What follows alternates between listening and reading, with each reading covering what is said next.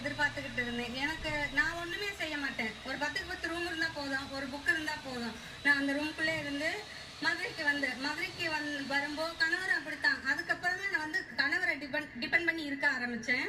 அதுக்கப்புறமா என்னோட வீட்டுக்கு பின்னாடி தான் சாய் ட்ரைனிங் சென்டர்ல தான் அவங்க தான் சொன்னாங்க, தமிழ்நாடு அரசு வெற்றி நிச்சயம் மூலமா நீ படிப்பா, முன்னாடி போ அப்படின்னு சொன்னாங்க.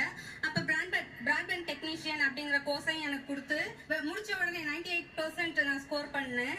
முடிச்ச உடனே எனக்கு ஜாபும் கிடைச்சிருச்சு இன்ஃபோநெட் நாமக்கல்ல. இப்ப நான் ஜாப்ல இருக்கேன். இப்ப வந்து நான் யாரையும் எதிர்பார்க்கல. சென்னைக்கு இது என்னோட முதல் பயணம்.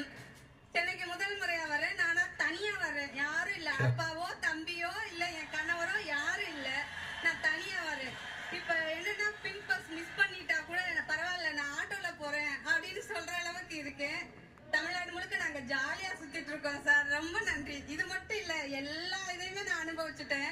பிகாஸ் நான் வந்து டெலிவரி கொண்டு நான் வெளியில போக மாட்டேன் அப்படிங்கறனால இப்ப வந்து ஆரம்ப சுகாதார நிலையம் எல்லாம் பக்கத்துல இருக்கு, ஏரியாக்குள்ள இருக்கு. நானா போனேன் அப்படிங்கும்போது அதையும் நான் யூஸ் பண்ணிக்கிட்டேன். டாக்டர்ஸ் எல்லாம் அவ்வளவு அழகா கவனிச்சாங்க என்ன. எல்லாமே நான் தமிழ்நாடு ரெண்டு டெலிவரியுமே நான் தமிழ்நாடு அரசாங்கத்துலதான். அவங்க வந்து என்னையவோ என் கணவரையோ விட அவங்க என்ன நல்லா கவனிச்சுக்கிட்டாங்க. எல்லாமே நான் அனுபவிச்சுட்டேன் சார். தமிழ்நாடு முழுக்க ஜாலியா சுத்துறேன். நிஜமாவே என்ன சென்னைக்கு கூப்பிடும்போது கூட நான் திருப்பரங்குன்ற மலை மேல நின்று கத்திட்டு வந்திருக்கேன், நான் ஜெயிச்சுட்டேன் முருகா அப்படின்னு சொல்லிட்டு வந்திருக்கேன். ரொம்ப நன்றி சார். ரொம்ப அழகா இருந்தது சரண்யா நீங்க சொன்னது.